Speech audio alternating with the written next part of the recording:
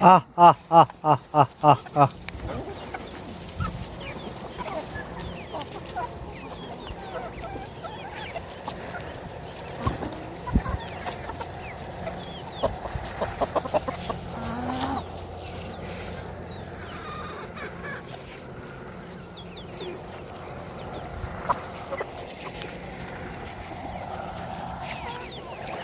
आह आह आह आह आह।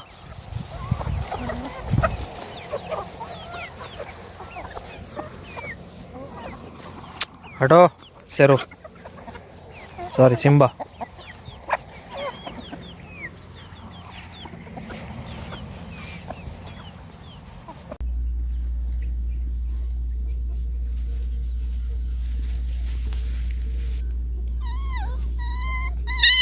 ए Simba, Simba नहीं।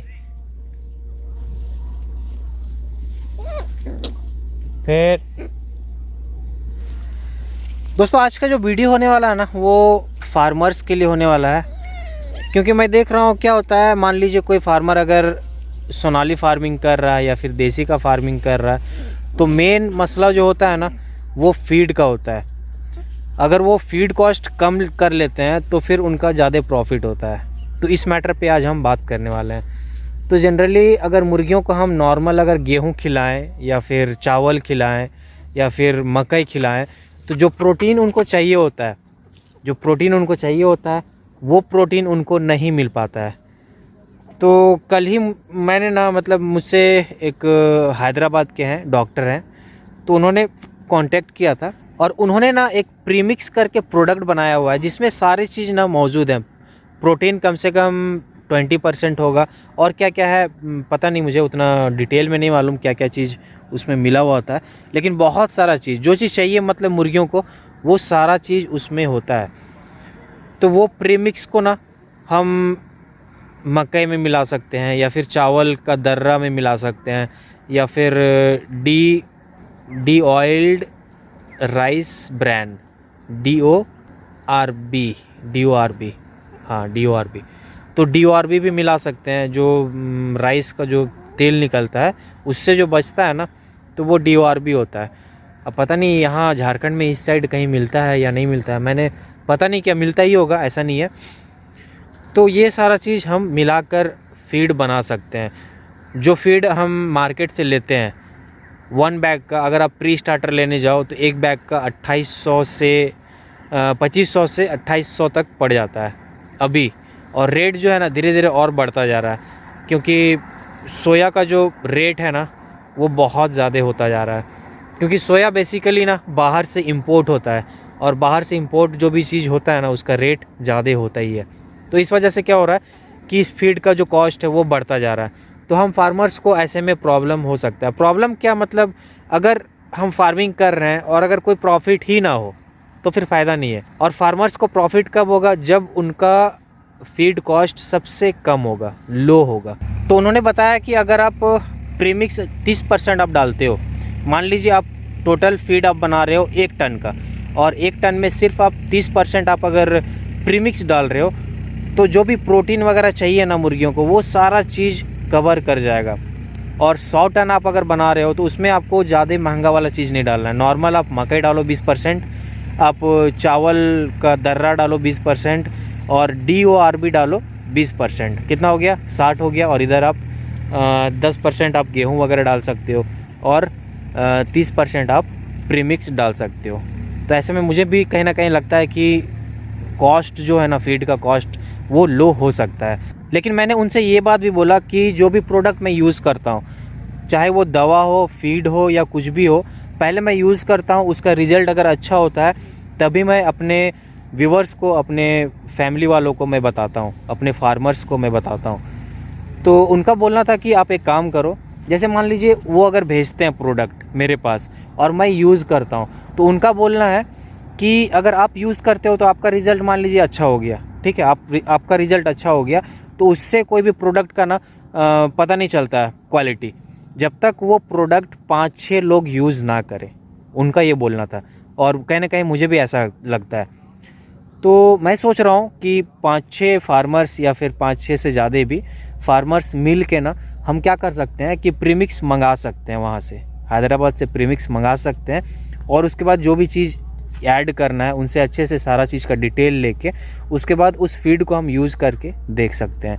अगर फ़ायदा होगा तो फिर हमारा जो कॉस्ट होगा ना वो बहुत लो होगा, सच बता रहा हूँ। इस प्रीमिक्स प्रोडक्ट पे मैं इसलिए ध्यान दे रहा हूँ ना कि और एक पॉइंट है इसमें, और पॉइंट ये है कि हम जो फीड खिलाते हैं मार्केट से ख़रीद के, चूज़ों को जो खिलाते हैं या फिर बड़े मुर्गियों को जो खिलाते हैं, जो सोनाली पालन कर रहे हैं, जो फीड खिलाते हैं हम मार्केट से ख़रीद के, तो उसमें क्या होता है कि एंटीबायोटिक का मात्रा डलता है उसमें।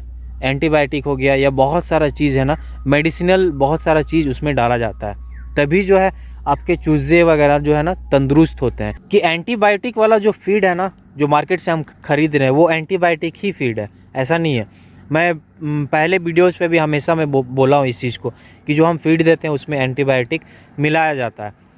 तो उससे क्या होता है कि मुर्गियाँ जो है ना एंटीबायोटिक डेली ले रही हैं, ठीक है।